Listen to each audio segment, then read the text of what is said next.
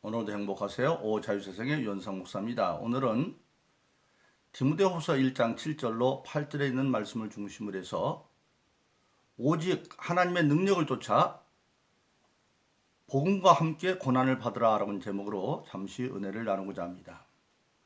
오늘 세상의 모든 사람들은 할 수만 있다고 한다면 많은 복과 상을 받기를 원합니다.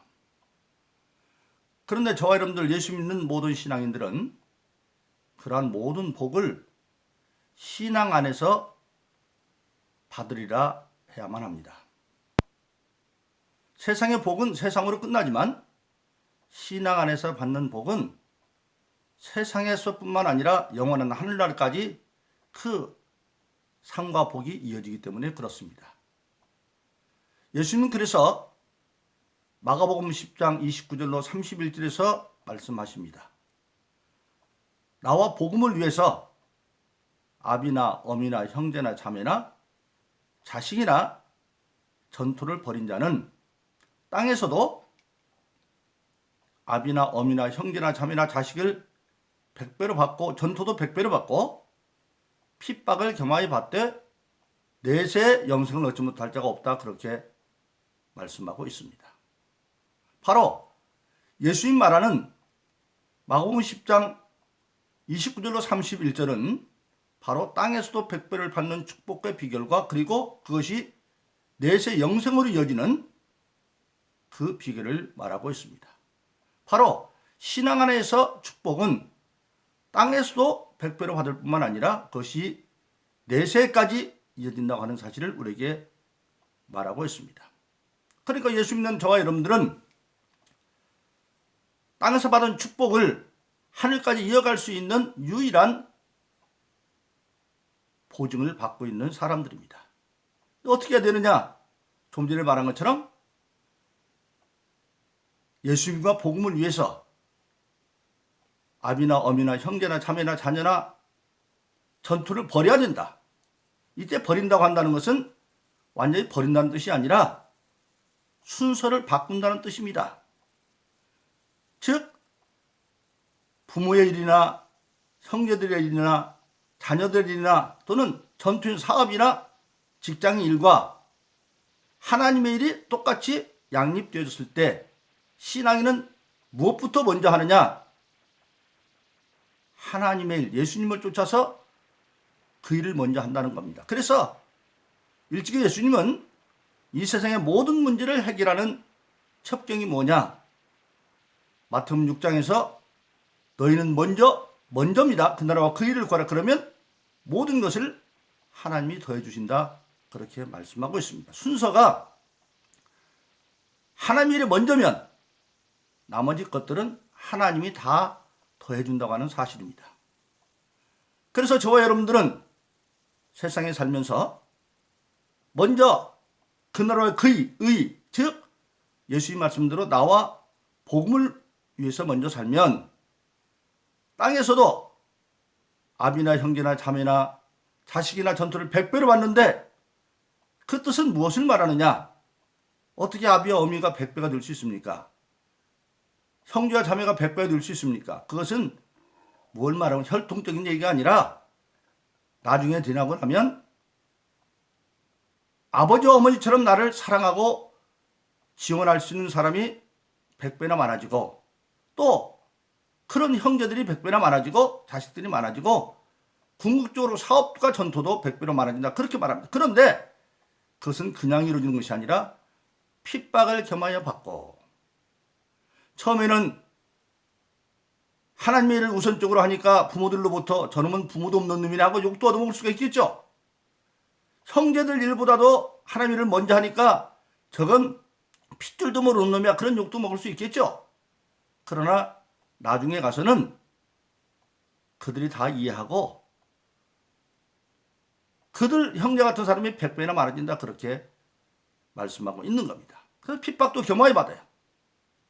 그래서 예수 믿는 사람들에게는 반드시 약속된 복이 있는데 예수님은 그 축복을 마태복음 5장 1절에서부터 12절까지 신앙 안에 있는 복은 8가지가 있다고 말씀합니다. 그래서 처음의 시작은 10년이 가난한 자의 복도 출발을 해서 애통하는 자의 복, 온유한 자의 복, 의에 주는 자의 복 쭉 말아가지고 마지막 8번째 복이 뭐냐? 그 8번째 복은 하늘에서 상이 큰 복이에요. 근데 우리 신앙인은 궁극적으로 땅에서 복을 받는 건 1차적인 축복이고 그 축복을 믿음의 법대로 하늘에 쌓아서 하늘에 가서 받는 상이 최종적인 상이 되는 겁니다.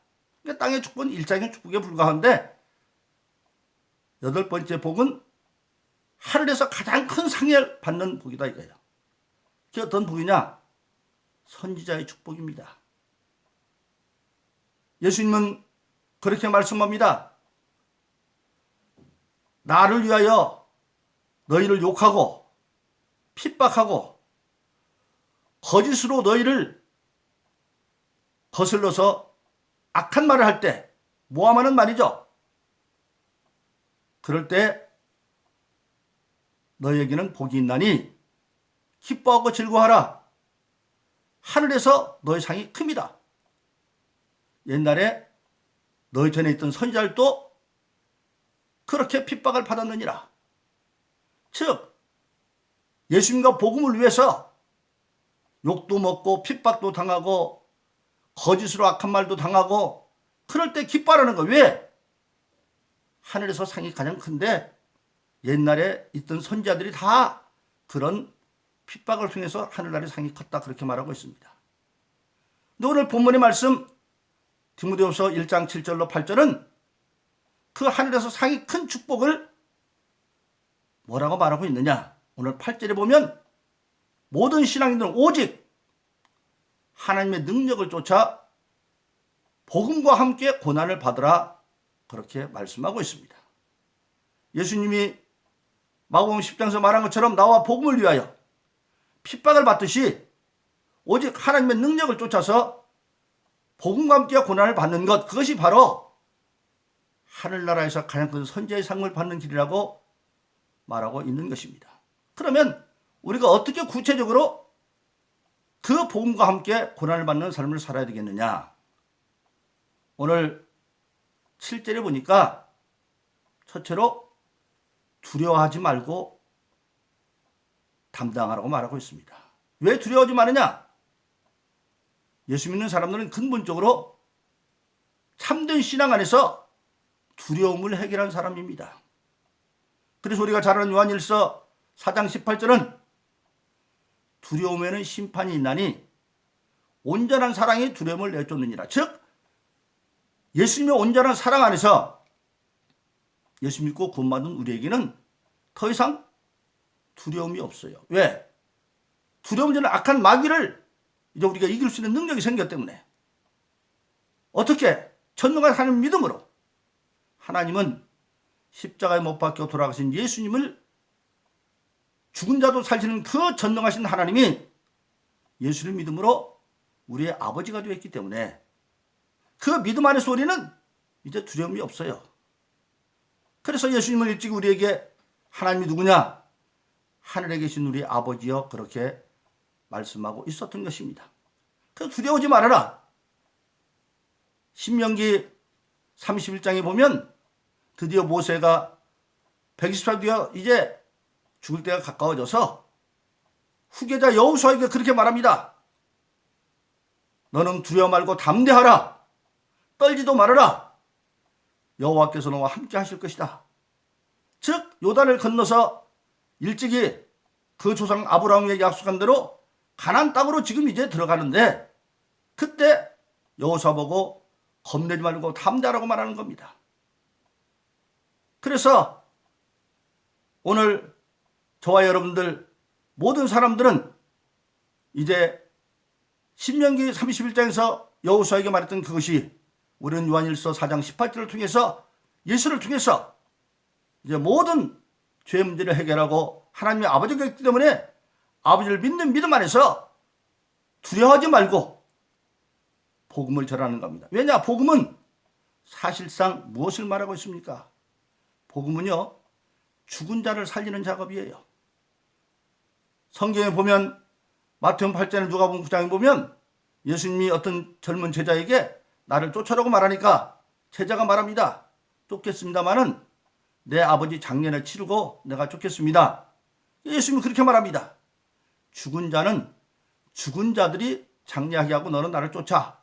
여기서 죽은 자는 그 청년의 아버지입니다. 아버지가 돌아가셨어요. 아직 초상도 안 쳤어요. 그리고 죽은 자들은 육신은 살았으나 그 아버지를 장사하려고 모인 사람들입니다. 그런데 그 청년의 육신의 죽음을 죽은 아버지뿐만 아니라 육신은 살아있는 자들도 죽은 자들이라고 말하고 있습니다. 여기서 성서적에서 살았다고 하는 개념은 뭐냐? 구원받지 못한 자는 다 죽은 자입니다. 그래서 우리가 복음으로 고난을 받는다고 하는 것은 아직 예수 믿지 않는 자는 사실은 육신만 살아있지 영적으로 죽은 자들입니다. 그 죽은 자들을 살리는 일이기 때문에, 그리고 그 죽은 자들은 지금 마귀의 종이 되어서 마귀의 포로가 되어 있기 때문에 마귀와 전쟁에서 이겨서 그들을 뽑아내기 때문에 고난의 길입니다. 그래서 복음 없게 고난을 받는데, 그런 상황에서도 두려워하지 말아라. 왜? 우리는 죄 문제를 해결하고 하나님의 아버지가 되었기 때문에 마귀를 두려울 이유가 하나도 없다. 그리고 예수 믿는 사람들에게는 성령을 주었는데, 갈라디아서 5장에 보면 성령의 9가지 열매가 있습니다. 성령 받은 사람들이 삶 나타나는 그 가운데 희락과 화평의 열매가 있어요. 즉 두려움 대신에 하나님을 믿는 자에게는 성령으로 말미암아 어떤 상황 속에서도 상황을 초월한 희락과 화평이 주어지게 되어 있어요. 그렇기 때문에 두려워하지 말고 담대하게 가서 싸워라. 그 두 번째는 뭐라고 말하고 있습니까? 오직 성령의 능력을 힘입어서 해라. 지금 마귀에게 포로되어 있는 육신은 살았지만 영적으로 죽은 자들, 그대로 놔두면 지옥 갈 수밖에 없는 자들은 지금 마귀의 손아귀에 있는 겁니다. 그 마귀를 이기고 뽑아오려면 사람의 능력으로 안 돼요. 그래서 오늘 본문 말씀 8절에도 제목대로 오직 하나님의 능력을 쫓아, 즉 성령의 능력으로 말미암아 그걸 감당할 수 있다고 하는 사실입니다. 우리가 잘 아는 것처럼 스가랴서 4장 6절은 구약에 보면 사람의 힘으로 능으로 안 되고 오직 하나님의 힘으로 된다. 마귀는 사람 힘으로 이길 수가 없어요. 사람의 능력으로 이길 수 없어요. 그런데 하나님의 신이 임하면 이길 수 있습니다. 그런데 예수 믿고 거듭난 자들에게는 사도행전 2장 38절에 보면 성령을 선물로 준다고 그랬어요. 너희가 각각 회개하여 예수 이름으로 세례를 받고 죄사함을 얻으라. 그리하면 성령을 선물로 주시리라. 왜 성령을 줍니까? 거듭났어도 마귀는 계속 달라드니까 그 마귀를 이기고 승리하려면 마귀보다 더 강한 능력이 있어야 되는데, 성령은 하나님의 능력이기 때문에 성령을 우리에게 주시는 겁니다. 그래서 오늘 저와 여러분들은 마귀를 줄 수 있는 성령을 근본적으로 우리가 받았기 때문에 이제 스가랴서 4장 6절에 말한 것처럼 힘으로 능으로 아니지만 하나님의 신인 성령을 우리가 선물로 받았고, 그래서 야고보서 4장 7절은 마귀 앞에 겁내지 말고 너희는 마귀와 대적하라. 그리하면 마귀가 피할 것이다. 우리가 예수 이름으로 마귀를 대적하면 마귀는 피합니다. 실질적으로 많은 목사들이 그걸 느끼잖아요. 때로 귀신 들리는 자들을 데리고 오면 예수 이름으로 속기도하고 예수 이름으로 명하노니 악하고 더러운 귀신에게 나가라고 명령하면 소리 지르고 나가는 건 얼마나 많이, 저는 목회하면서 수없이 그런 일을 봤습니다. 목회가 되기 전에도 20살 되던 해 5월 달에 예수 믿고 거듭나고 난 뒤에 첫 번째 하나님이 저를 쓰신 것은 바로 저희 시골교회 옆에 어떤 고등학교 3학년 축구선수가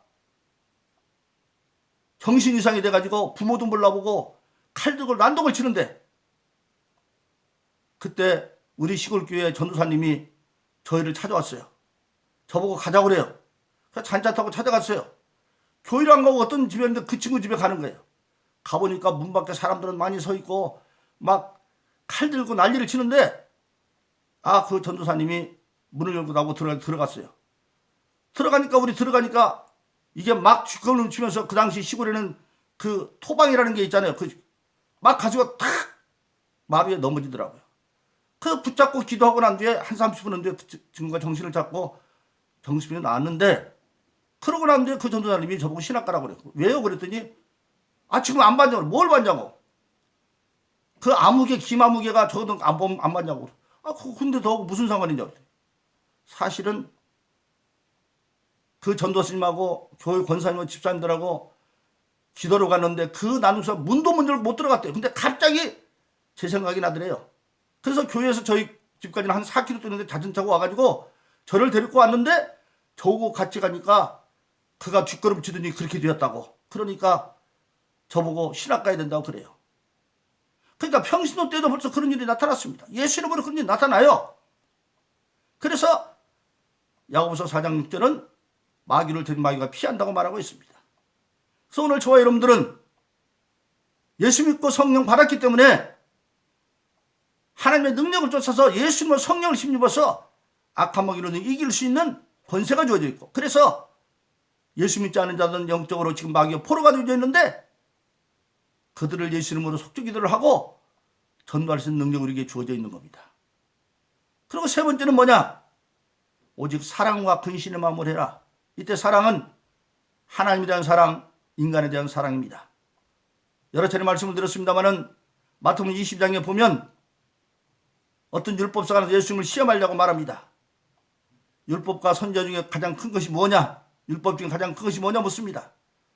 그 당시에 유대 나라는 10계명을 하지 말 것 360가지, 할 것 246가지, 그래서 611가지의 실천상을 만들어 놨습니다. 365개는 그들이 생각할 때 마귀가 세상 임금이니까 하루에 한 가지씩 하지 말아야 된다 그래서 366가지. 246가지는 하나님의 산을 만들었는데 하나님 모든 기관이 246개 기관으로 됐다고 생각을 해서 할 것이 246개. 그래서 합치면 611가지입니다. 그 중에 어떤 것이 크냐? 만일 예수님이 무엇이 크다 그러면 지금 트집을 잡아서 나머지 그건 610가지는 아무것도 아니냐 그렇게 하려고 그러는데, 그때 예수님은 율법과 선지자의 기본을 말합니다. 마음을 다하고 목숨을 다하고 뜻을 다해서 하나님을 사랑하고, 이것이 첫째 드린 계명이고, 또 이와 같이 내 이웃을 영좀 사랑할 것이 모든 선지율법의 대강령이다. 즉 모든 율법의 기본은 사실은 사랑이었던 거예요. 하나님에 대해서 인간에 대한 사랑. 그래서 하나님을 사랑하는 것은 하나님의 기쁜 뜻대로 예수님을 이 땅에 보내신 것도 복음을 위해서 보냈고, 예수님 또 우리에게 요한복음 20장 23절에서 아버지가 나를 부른 나도 너희를 보낸다고 말했으니까 보냄받는 것, 그 보냄의 사역을 감당하는 게 가장 하나님을 사랑하는 일이고, 사람 어디까지 사랑하느냐?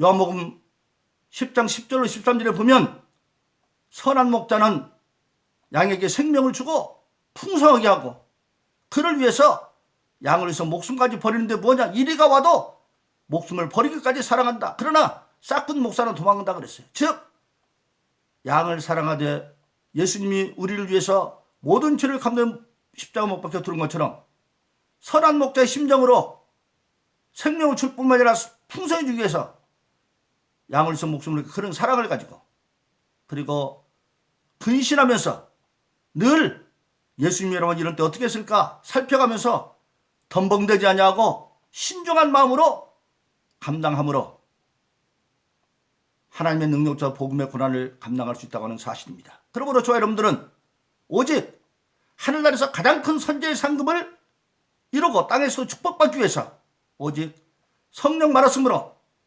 하나님의 능력을 쫓아서 복음으로 고난을 받음으로 가장 큰 선제의 축복받는 저와 여러분 되기를 예수 이름으로 축원합니다. 오늘도 행복하세요. 자유세상의 유현상 목사였습니다. 감사합니다.